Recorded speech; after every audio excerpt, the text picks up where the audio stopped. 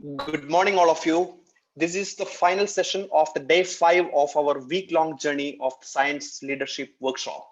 Here with me is Dr. Professor Monisha Dhiman. We all know her because she has been with us for many sessions as a moderator. Professor Dhiman is professor at the Central University of Punjab here in Bathinda, and she's also a fellow of many prestigious academies, including International Society for the Infectious Diseases and International Society for Heart and Lung Transplant, and holds PhD from JNU on radiation and cancer biology, postdoc from University of Texas Medical Branch at Galveston in Texas in the US, trypanosoma cruzi induced oxidative stress and immunology. You know, this kind of infectious disease is her favorite subject, especially on neglected tropical diseases. So that is really emerging field, and she is really into that area. Research interest is on proteomics and disease state specific biomarker analysis. And she has several collaborations, international as well as national. Noteworthy collaborations include Department of Microbiology and Immunology, University of Texas Medical Branch at Galveston, Texas, Institute de Patologia Experimental, UNISAT, Salta, Argentina, Centro de Investigación Estudios Avanzados, Universidad Autónoma de Estadio de Mexico, Toluca, Mexico, and so on.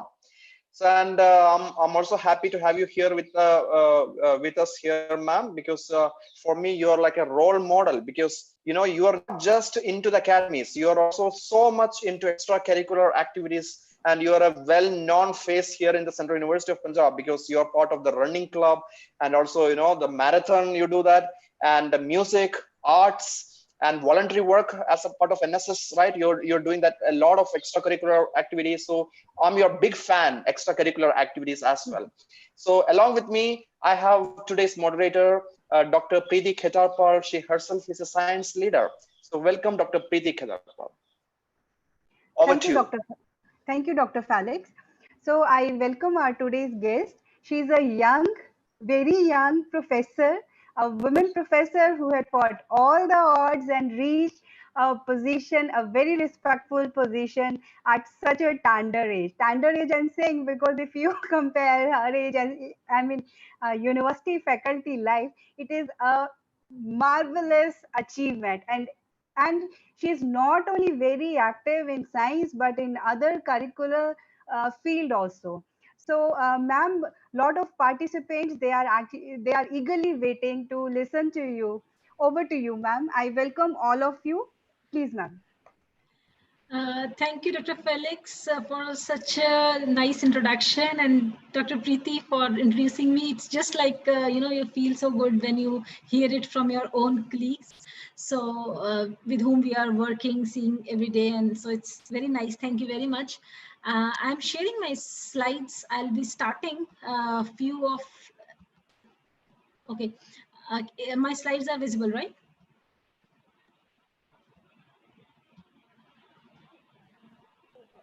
Not yet. Yeah, now it's fine. Okay.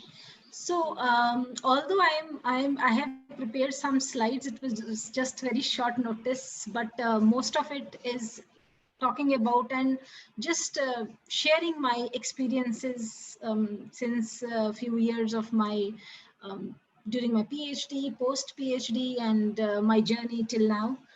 Although, yeah, if you see it won't be that long. I mean, it's just 2006 I finished my PhD. So yes, it's about 14 years now. But so that's what I am planning to share with you all, because most of the participants are students. Even yesterday, day before yesterday, I was moderating one talk, and after that I got a message from one of our plant sciences student that, ma'am, hope you remember me, that I'm one of your plant science student, one of them. So I know that he was one of the naughtiest student in my class. So I replied back, yes, I know. So he was, so just such a nice way to being a teacher. So that thing always help. And I'm really very thankful to Dr. Felix. Because of this, we are interacting with the students.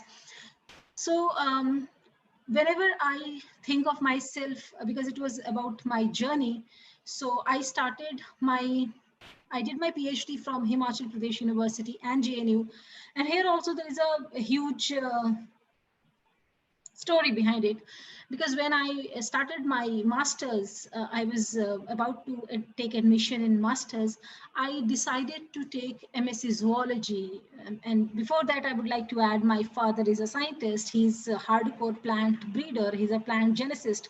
So every time during my BSc, every time people used to say, "Oh, Papa ki tarah hi banogi." So I intentionally did not choose my, MSc botany or MSc biotechnology. I chose MSc zoology so that I don't have too much of shadow. I didn't want it to have.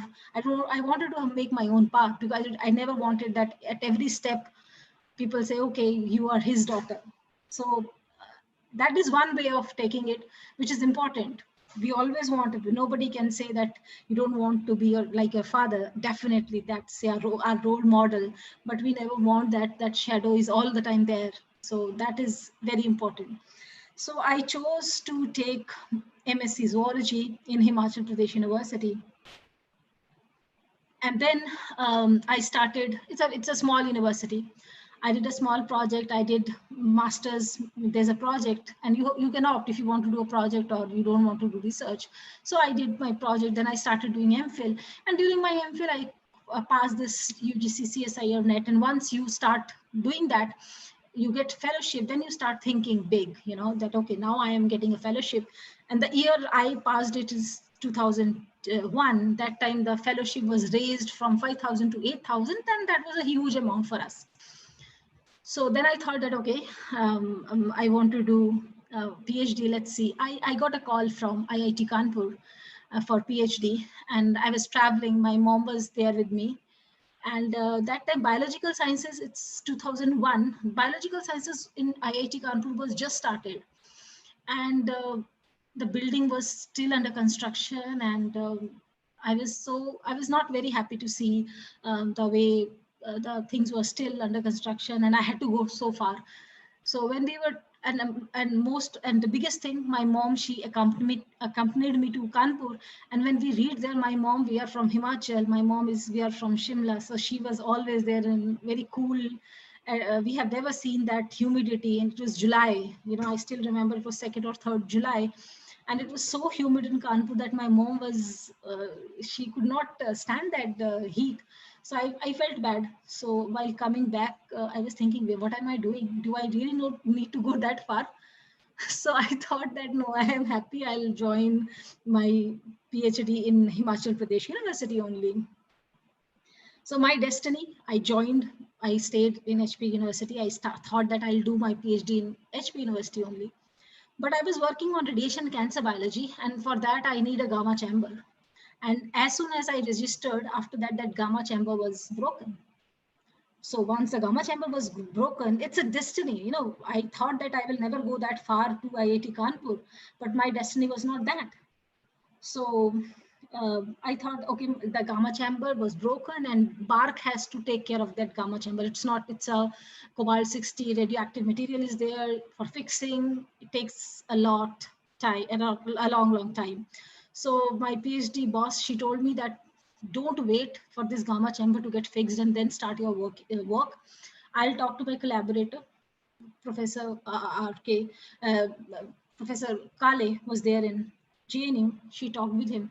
I joined as 0.5, in Professor Kale's lab in JNU. So destiny was like this. I thought that I will not go far away from my home. I'll stay with my parents, but that is what my destiny was. I had to I have to come out of my cocoon, and that happened. And that's how I came out. I joined PhD, started my work in JNU 2002. Gamma chamber was there, fully functional. I worked on that and submitted my PhD in July 2005, almost 3.5 years. And my Viva was done in January 2006. So it was quite good. As soon as I finished my Viva in January, 29th January, we flew and I got a postdoc position in US. So I joined postdoc in US in 2006, same 1 month after 1 month of my PhD defense.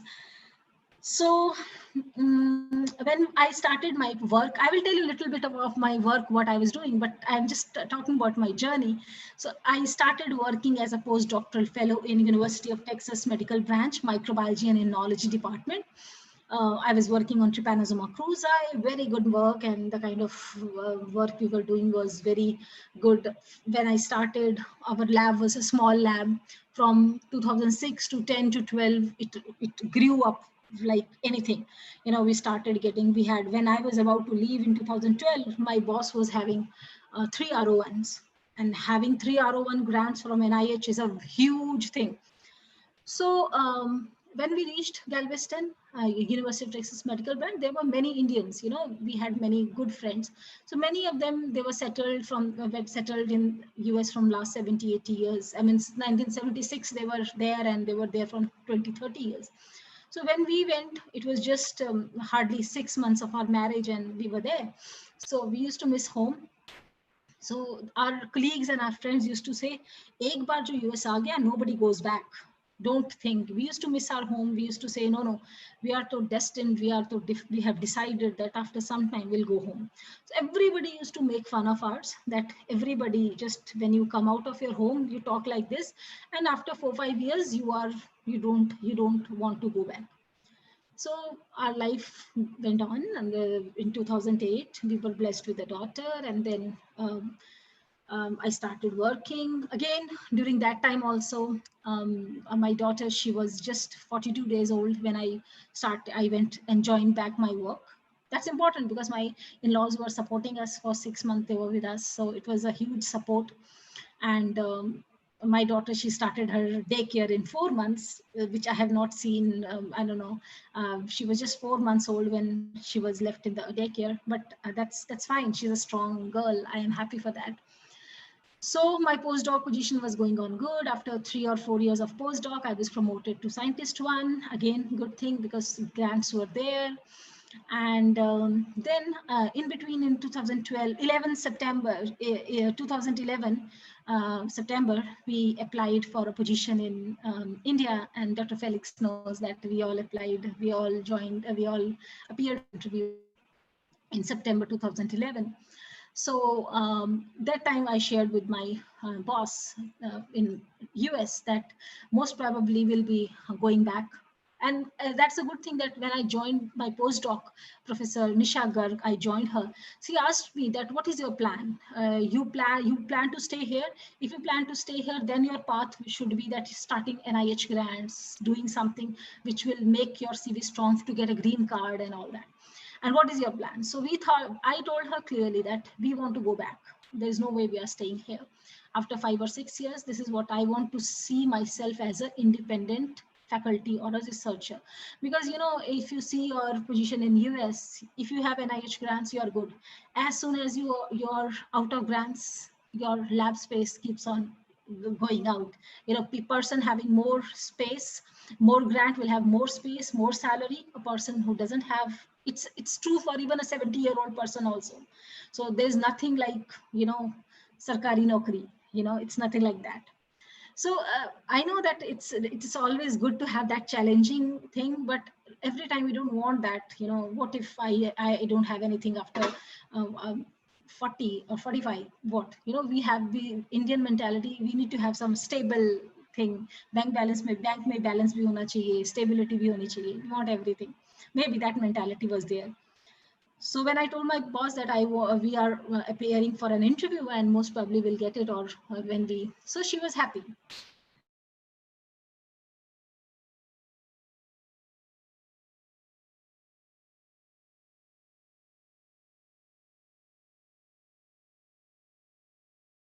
Boss told me, it's good that you're going.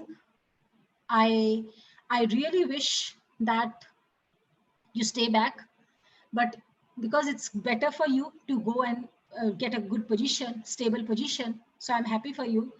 But in any time in your life, if you think that you don't want to stay there or you want to come back to US, my labs are always open for you. So this is what is a type of, you know, you feel good. And that was a time when that was the peak of our career. I was having because of my work, the kind of work I was doing, that was granted 2 R01s. My husband, he got, Dr. Mantha, he got another very prestigious Alzheimer's Association grant. It's an international grant. So that was a peak of our career. So we chose to come back to India. So every time it's always good, unless until you're thrown out of a country, it's good to choose yourself and decide, okay, this is the time, this is the high time, and now we are coming back. I joined Central University of Punjab on 28th May 2012, and 30th was the final joining. And that was a good journey. In the beginning, I was a contractual. I joined 1 year as a contractual faculty, and then I got a regular position.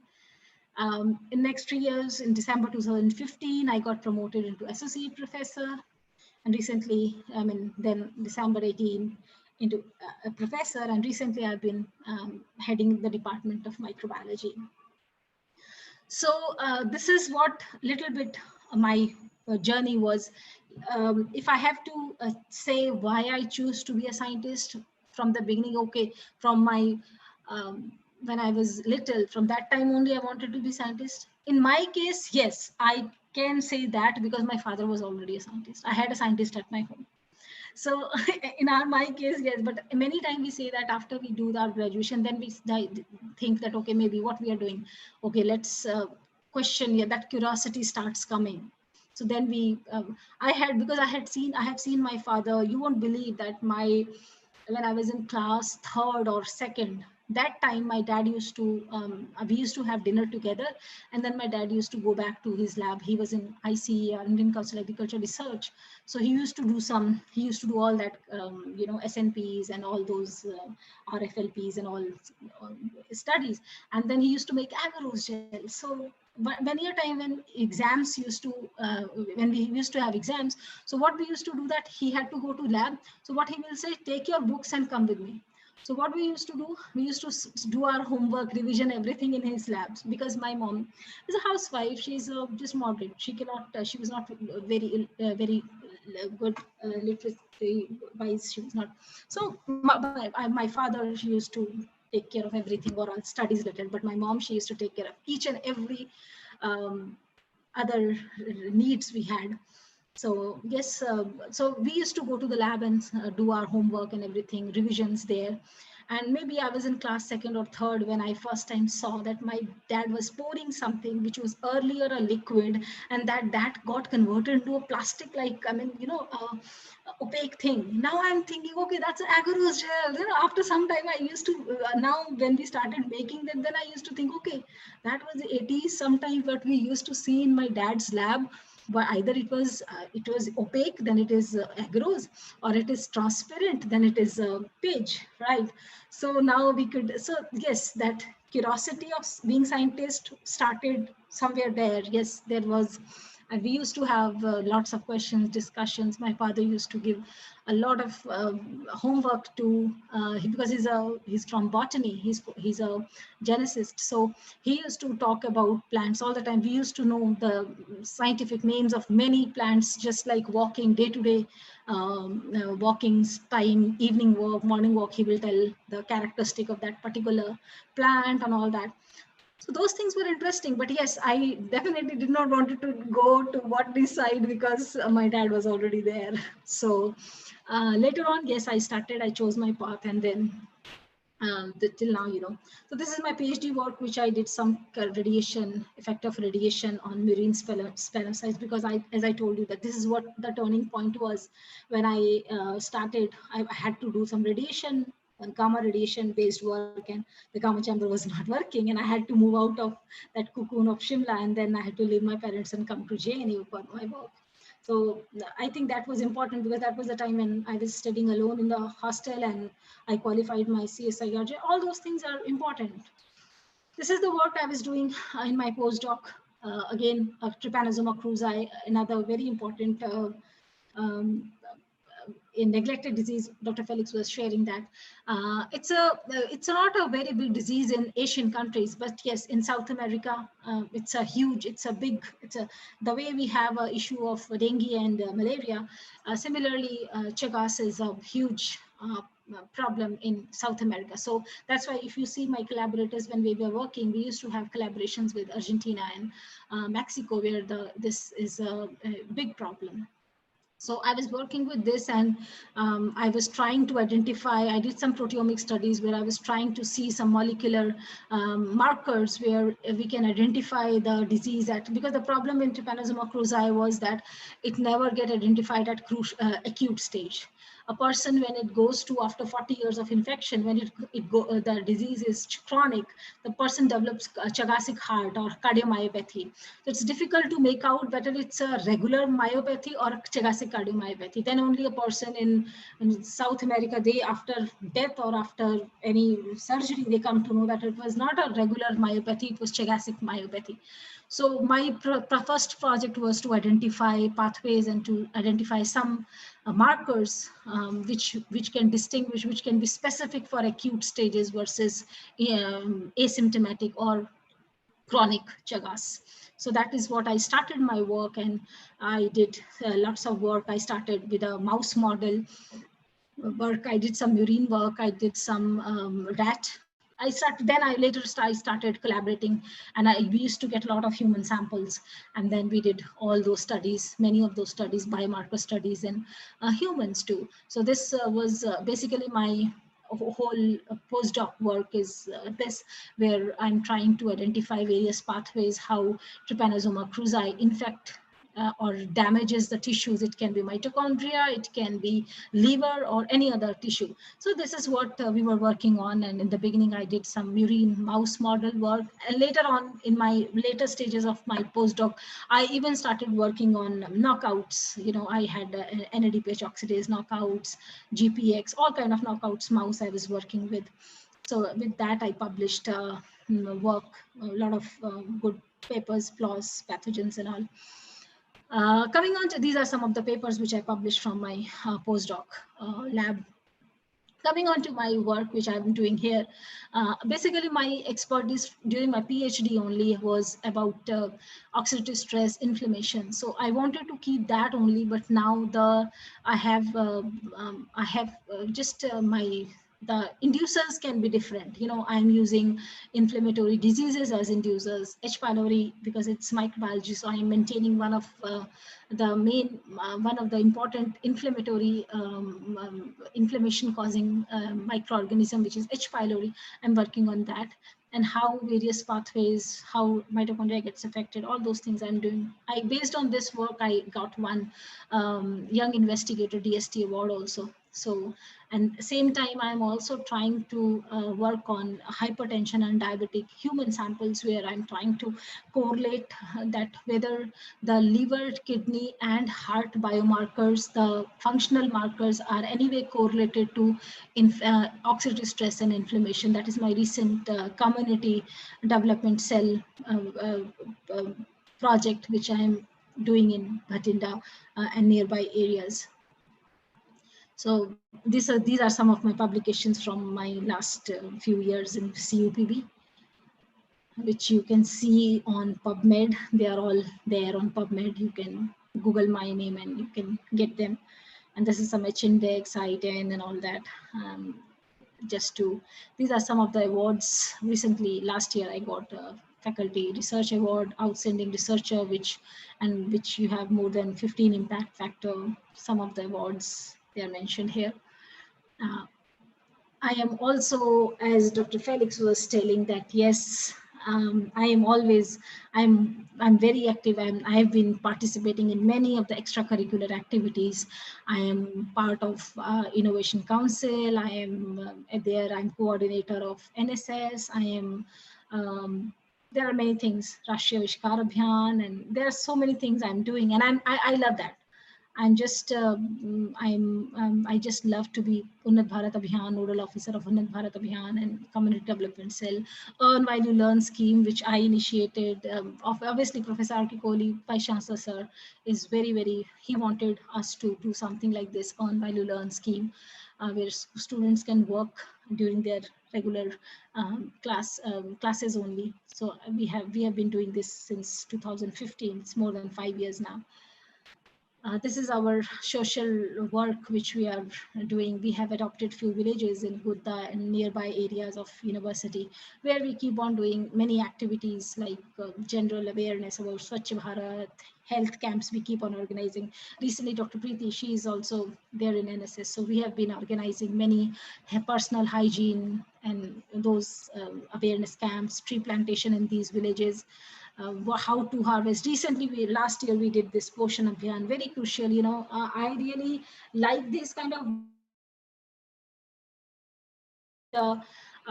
reality. It's bad. So we say that okay, there are so many things which are being there launched, but what an actual villager or what an actual illiterate person gets is nothing. So when we go there and then we ask what the schemes they know about, the literacy rate and the awareness is not there, which we actually think that, okay, once the something is launched, they are available for everyone, but it's not like that. So we are doing a little bit of something. I mean, it's not something we are doing very but yes, anyway, if we can contribute. So these are the some of health camps we are doing, and we are organizing free health camps in these villages, which I told you. These are some of the activities we have been doing. We did last year, and these are some of the pictures when students they love it, and I love it too. So they have we do all the tree plantation, NSS camps, awareness, household surveys, all kind of such related plastic what they do. You will be very surprised to know that in one of our visit last year to the villages in Punjab, we were told that plastic, because the cattle and the livestock they are outside, so what they do is just so that the mosquitoes and insects don't come near to the cattle and all. Generally people in villages they burn the plastic, which is that was a shock to me. Like, throwing it and not getting biodegraded is a different thing, but burning it itself is it's a hazard. So we talked with so many people, and we kept on telling them that okay, throw it, but keep it somewhere, reuse it, but don't burn it. At least that is more dangerous. So those are the small things which we are doing in these villages, and these are some of those activities which we keep on interacting with kids. That's amazing. The small kids, they come in, because many times when we go to these villages, we go with some goodies, and some we cook and we take something. So these small kids, they come, they help us, and they think that okay, let's have something. So that's a fun, so I just love that work.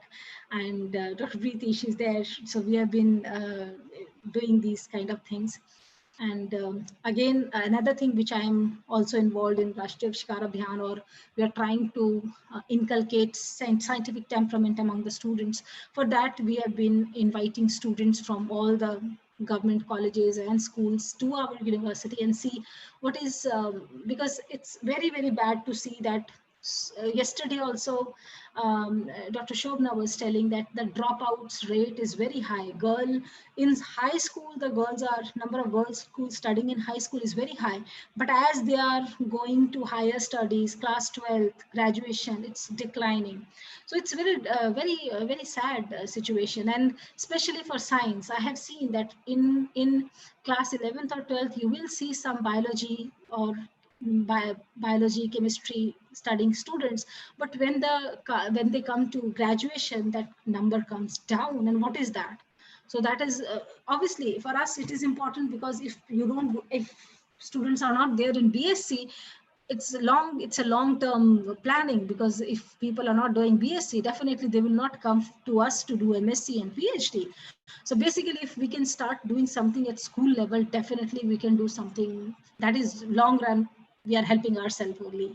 So this is another kind of thing we are doing, where we are trying to nurture and encourage scientific temperament among the students. And most of the time we call groups of students to university, discuss with them, give them small projects if they need any help, what kind of science they like, discussion. Even if you, many a time I was so surprised to know that students, they not even knew that they have, once they visit our university, after they say that they don't even know that there is such a huge facilities and this world class facilities in their nearby area. So, and if this kind of temperament can be developed in the students, definitely they will be more interested in studying science, and then we'll have that's a good for us. That would be good for higher educational institutes. So that's what one part we are doing. We keep on doing that almost every year. 3 to 4 schools come to our university. At times we even, if the teachers, we have a proper planning, at times we even do conduct lab training programs and workshops for the students. So these are some activities which I think are very important. These are some of those more activities which we have been doing.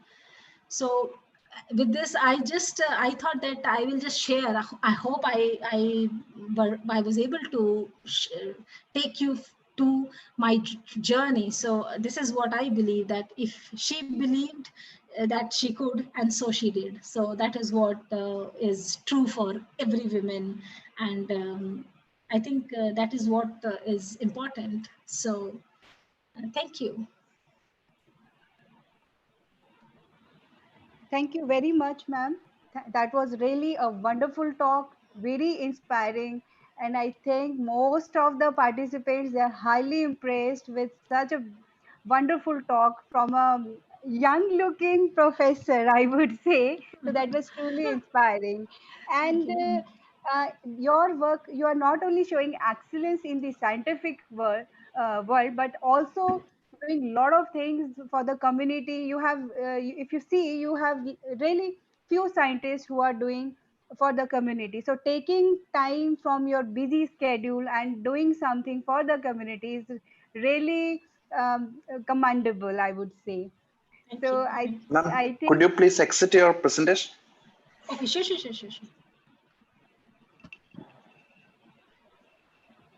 Yes. Yeah, continue, Preeti. I just wanted to start with the questions because participants, they had asked a lot of questions. So Dr. Felix, shall I start with? Yeah, go ahead, go ahead. Okay, so I would like to take first question from Shirinidhi Bhaskaran. She wants to know, as a female leader, what has been the most significant barrier in your career, and how did you overcome it, and how will you define your growth in life? Um, uh, Thank you.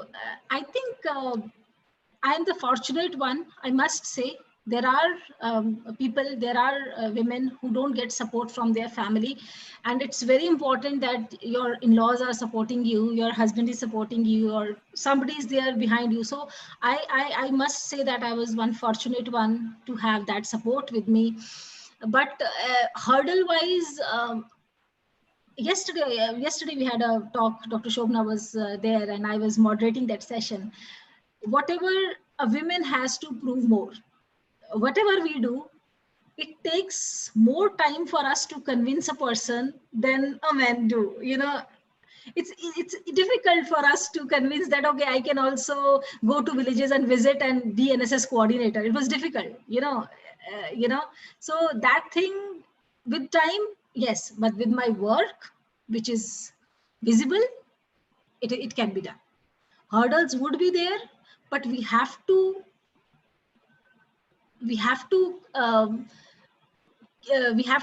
hide them with our work. That's what I think. If my work is visible, nobody can stop me.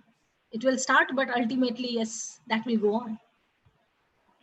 Okay, I will pick a question from Suman Lata. Oh, before that, yeah, your talk is really, really interesting, ma'am. And you actually, your journey as a science leader, and it's not restricted to the local prof. Of course, your research itself is the locally relevant issue rather than simply following blindly what is going on in the West. Neglected tropical diseases are really neglected, and it really needs our effort and support. And you're doing a great job on that line. So, and more than that, it's not like a young professor. Of course, professor is an achievement, but more commendable is the kind of work that you do. And it's really you're working with a social and ethical perspective that the community is getting benefited out of your impact. I think that is more interesting impact of your work, and that is what the community is respecting on. Also, your community outreach programs, especially in the villages, and plastic you were talking about, and I mean so many things, lots of the popularization of science, scientific temperament. And yes, so I think that this sort of activity actually makes you contemplate you with a lot of what should I say, satisfaction, job satisfaction, rather than simple research, lab coat oriented. You are someone who actually went out to interact with the real world and real people, and I think that's a wonderful way through. And I think it should be the your footstep, or you could be a role model for thousands of viewers who are watching this program. Especially as a woman, I really appreciate your inspiration to do these activities. Now, coming to the question, I will pick up one question here. Suman Leta is asking, being a female, I always had a question in my mind, that while applying for a postdoc, how can we analyze our mentor or guide's character in lieu of women's safety, especially in a foreign country? Suman, it's my personal experience that whenever you go to any country, like we were there in US for 6 years, and I see more in my group. We had a huge Indian Desi group in Galveston. There were more single female than males. So it's not. It's important. I understand that whenever we have to go out from our home, from a protected environment, we want to see everything, So it's good that we, most of the time, best thing is to talk to people. Most of the time, what happens is that if you are applying for a lab, if you are applying for a position in a lab, so there is interactive sessions.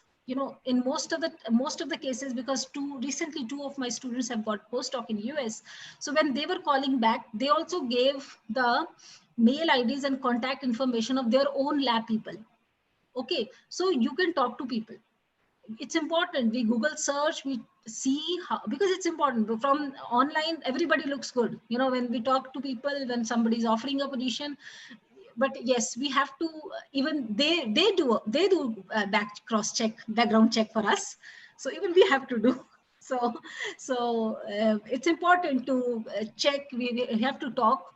And when they start the process of hiring, that time their HR people, when they start sending you the visa, that time there are the people who are neutral. There won't be somebody from the lab. Maybe the lab person will not talk and tell you anything about the boss. But at times when they start sending you the visa documents and all that time those people are neutral. They are from the offices. So even that time you can talk. So it's always good to talk to people, search it, so that helps. Thank you. Yes, very well, Professor Monisha, well said. So next question comes from Rishabh Nag and Keshav Goyal.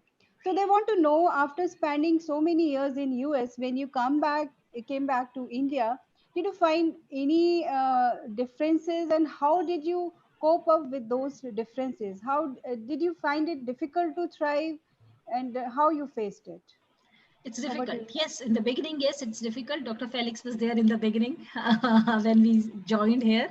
So we are there since we are together from that time. In the beginning, what happens is that we come with very high expectations, for in US and in the developed countries, we hardly do any office work. We don't have to do for purchases. We hardly know. We just have to give our grant number and purchase is done. We just have to give the catalog number and purchase is done.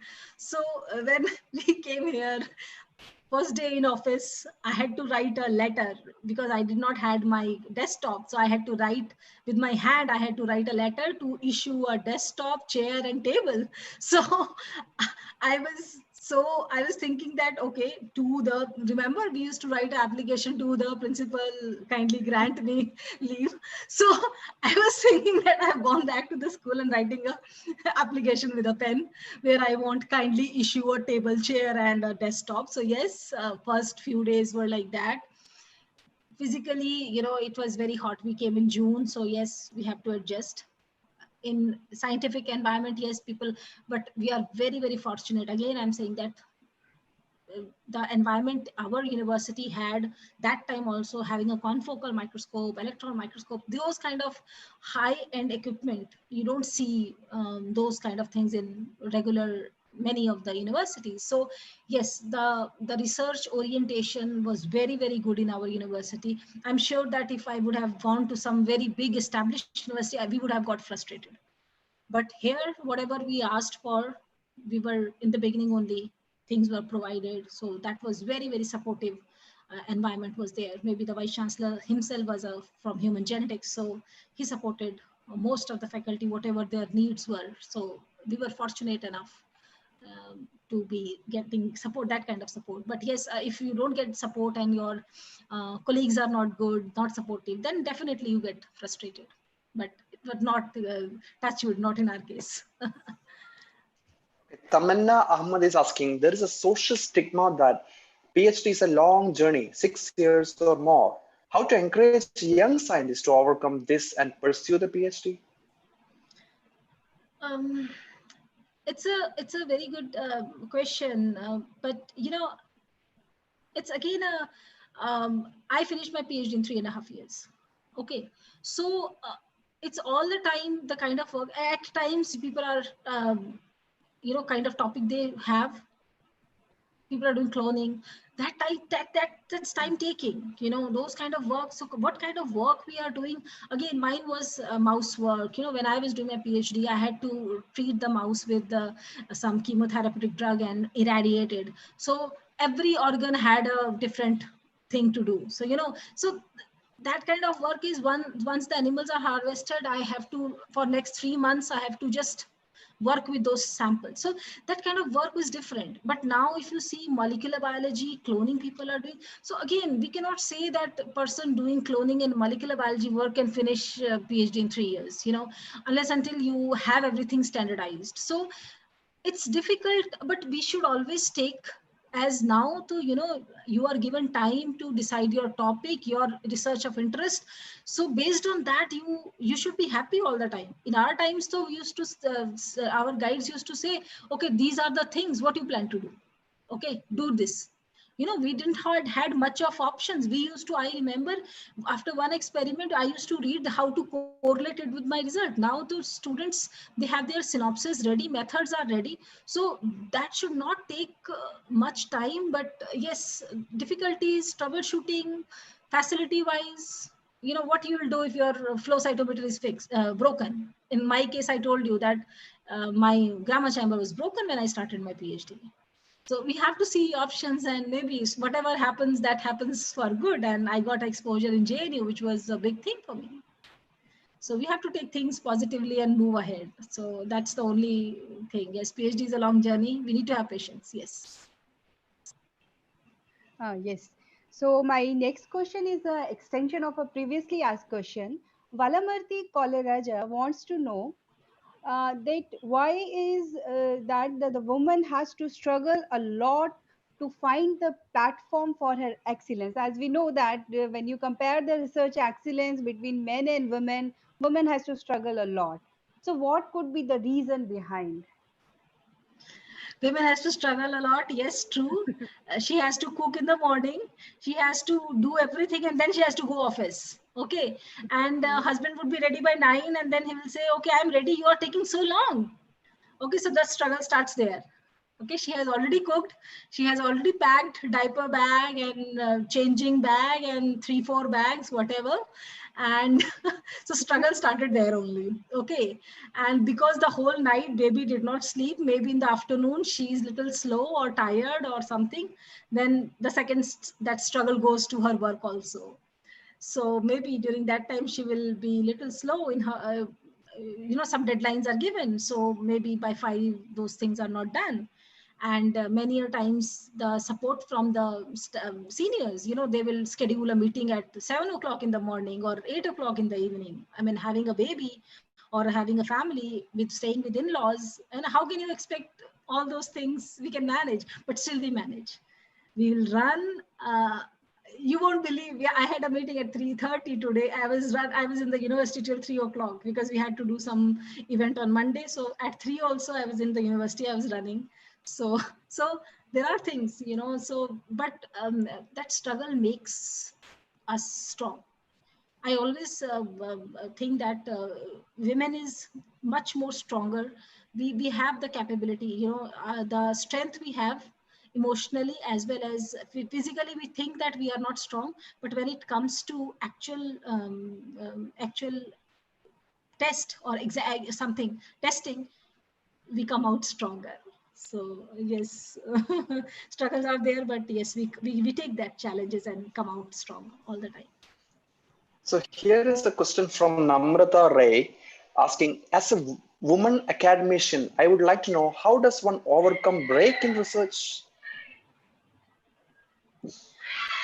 Namrata, good thing is that recently DST, and there are many schemes, so even if you have a break in career, so there are some options like DST women schemes are there, where they are just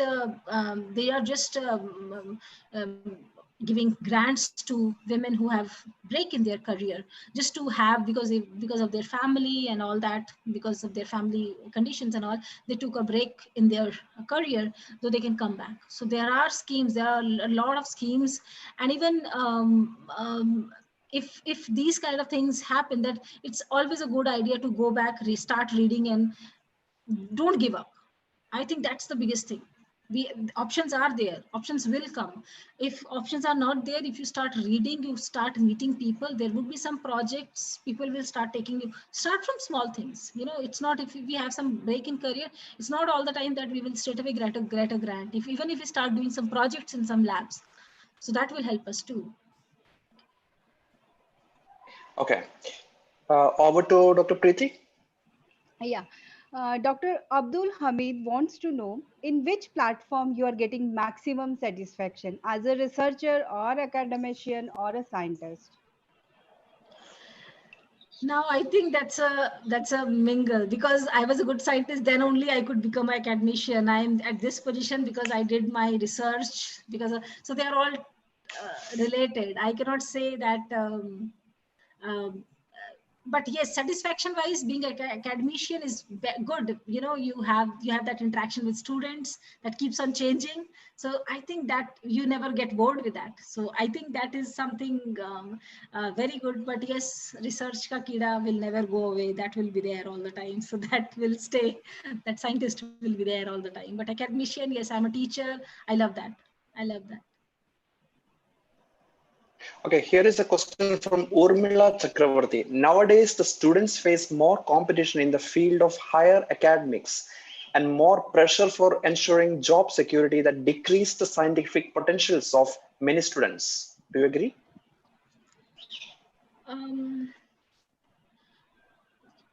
Job aspect and those things are, I don't think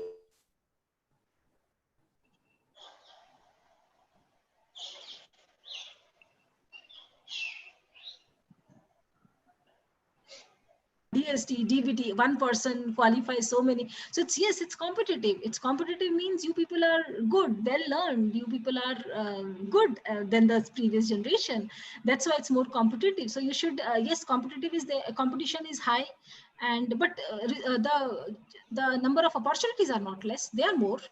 during our time, we just used to have just CSIR. That was the only one exam we used to give, and that was the only time. Now we have DBT, you have CSIR, you have ICMR, you have individual bioinformatics exam going on separate. There are so many opportunities to get fellowships and awards and join the lab. So opportunity-wise, I don't think opportunities are less.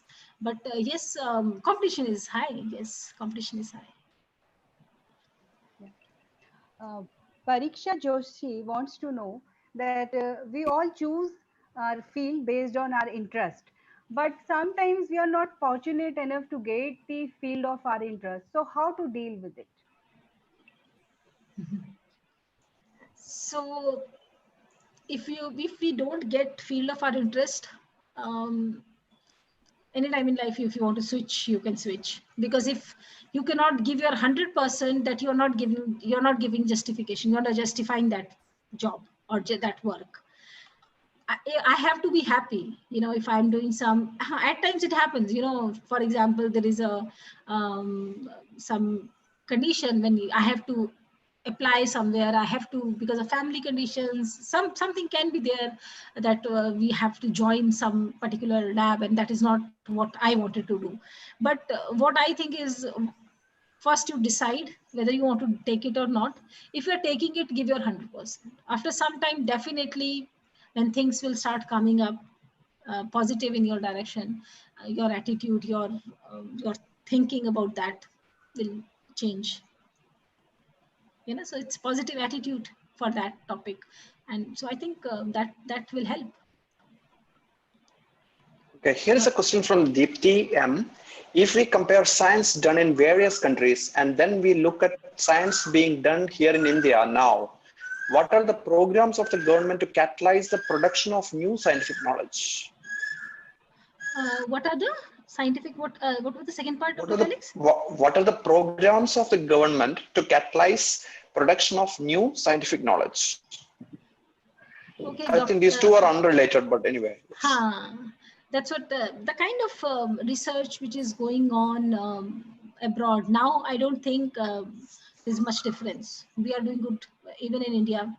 The kind of work we are doing, quite good, so instrument wise, publication wise, we are quite good, and even the government schemes what we have, that's what you wanted to know, that what recently, as I was telling you, that if opportunities are there high for the students, similarly opportunities are high there for the faculty and our research also.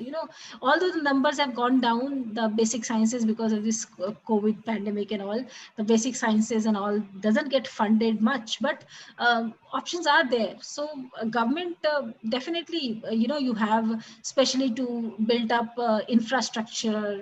There are separate grants just for infrastructure. DST FIST is there, there are separate grants. So there are programs where they want the institute or the university labs to go up to a level of any developed country's lab, it's very similar to what we see in any developed country. So yes, many DST FIST is there. ICMR has different lab establishing grants where you can buy only equipments.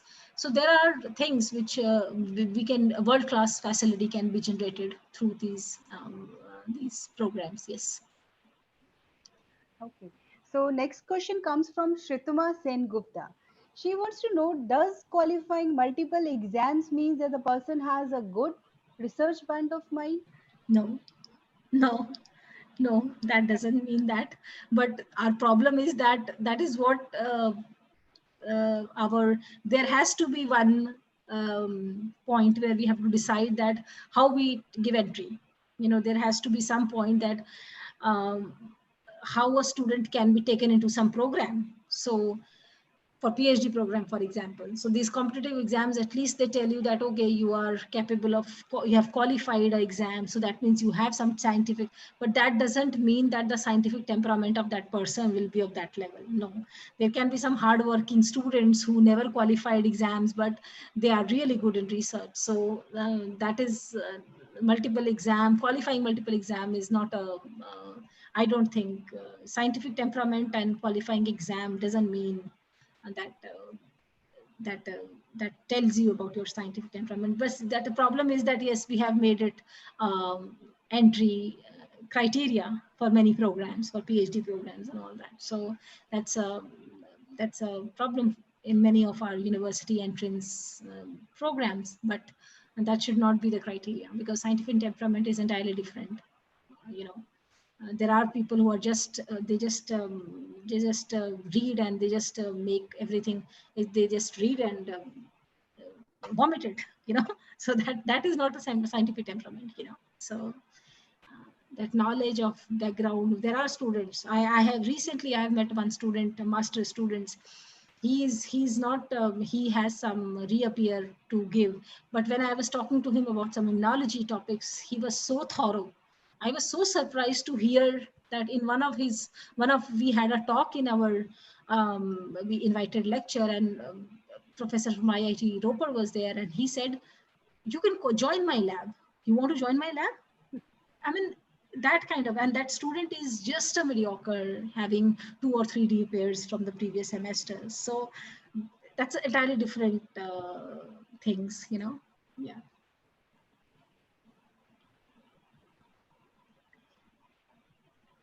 Dr. Preeti, right. Dr. Felix, I think. Okay. Next question comes from Sudhanshu Tripathi. He wants to know, in our country, in order to set up a high-end lab, we mostly rely on the instruments made in foreign countries. So how the interdisciplinary collaborations can be made so as to we are able to design the equipment in our own country? So you want a collaborative, the question is about collaborations.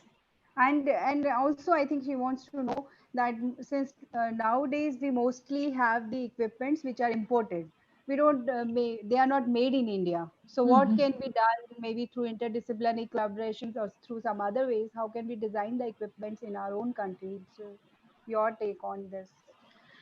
Yeah, it's still very difficult, when you start still I'm a researcher, but still if I have to work, I have to run a gel, I'll trust Bio-Rad system more than anything else, I mean, that's a problem. We have experienced it. There are very good Indian-made stuff also, but there are few brands which have excelled themselves into that particular, for example, PCR or electrophoresis system of Bio-Rad. They have so foolproof system that even after 10 years of work, you don't see any problem. So not compromising, that's the problem. We have to come to that level that we don't compromise with the quality. But in India, the biggest problem will come that every step when we have to deal with people, will start compromising. चलो इसको ऐसा कर देते हैं, चलो ऐसा नहीं ऐसा कर देते. तो after that, the product which will come has to be either you decide the collaboration should be such that like-minded people join and they don't compromise on quality. Then definitely we can do wonders. Jugaad cannot be best. We are best jugaadus. Indians are best jugaad. We are so best in everything. So there is no way. If we can improve in our quality control and all that, then yes, we can do good. We can do things. Yes. So very true. Sudhanshu Tripathi has another question, very interesting question. Why in our country, after having PhD, many of the young researchers are not having risk-taking capability to start their own business based on their research area? So why do you think? yeah, that's really important. Recently I've been into this innovation council, and Dr. Preeti, you are there too. So whenever we see any of these startup and these kind of entrepreneurship lectures, and we are attending many of these leadership series. So recently, from last 3-4 years, the number of startups and all that has gone up, which we were not seeing in last 5 years, So it was very, very, now it has gone up. So I think the scenario will change, with time, because the number of startups, the opportunities, Government of India, MHRD, there are so many things, AICT, MHRD, they have opened so many, even at student level, you have the, if you have some idea, you have the proof of concept, you have startup idea, you can submit your proposal. You know, there is no limitation. If you're, even if you're a student, you can do that.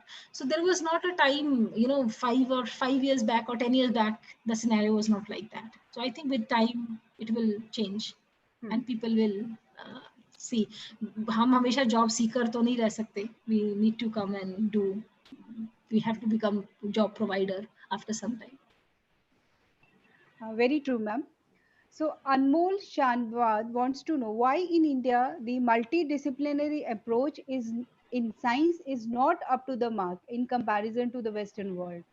So what are your approach, what for the future research, so that maybe we could overcome this? Anmol, I think interdisciplinary work, though we are doing a lot. You know, biologist, if I have to go back and do computational, I have to do interdisciplinary work. If I am done with some of my wet lab work, I have to get confirmed its structure and finalize something in the lab, dry lab, or in a pharmaceutical science. So in our case, we are doing a lot of interdisciplinary and multidisciplinary, because only biology, after some time, only biology won't survive. After some time, in silico, biology and pharma all have to come together. Although we see that the trends are changing, but we have to come up. You know, all the time when I see this, the problem is we are 10 years behind all the developed countries. You know, what has happened there 10 years back, we are thinking of those things now. You know, having a mentor, having innovation cell, those things were there long back. You know, credit credit system, choice-based credit system, all those things were there when I was in US in 2006. So imagine we are doing it now. So with the time, it is coming. We are collaborating and even government all the time. Whenever you submit a grant or something, they say that okay, you should have across the department collaborators. You know, even government funding agencies want you to collaborate and work with other discipline work people. Yeah. So there are many participants who want to know, you have a undergraduate position in your lab, and if so, how can they apply it? They really want to learn something from you. They are very sure. I don't have any position. You have to come to Central University of Punjab, and I am advertising it for Central University of Punjab. You have to apply for master program in Central University of Punjab and come then. Yeah. Okay. So I think a lot of female participants, they have got inspired to carry out their research in this field, and they want to work with you because obviously it is very important, in fact equally important, that you must have a uh, uh, I mean a motivating and hardworking PI supervisor under whom you could work. Yeah. So I think we have already crossed the time, and although participants they want to ask a lot of questions, I will So, request them to Dr. drop Felix you can an share my Yeah, link. definitely. Sure, sure. I will do it. And more than that, I just want to add one more point that before coming, Dr. Monisha asked me that, please finish at exactly 6:30 because there is a meeting there. And that is a commitment. I'm really inspired by you, ma'am. And, finishing exactly at the time. So keeping the time. I mean, these are the qualities that we really expect our young researchers and the early career scientists really possess. So keeping in time and being consistent and perseverant and great, all these qualities. Yeah, you did a great job today, and thank you so much, ma'am. And I'm sure many are inspired from your talk. Thank you very much. Thanks a lot. Hold on for a while. Let me check calendar.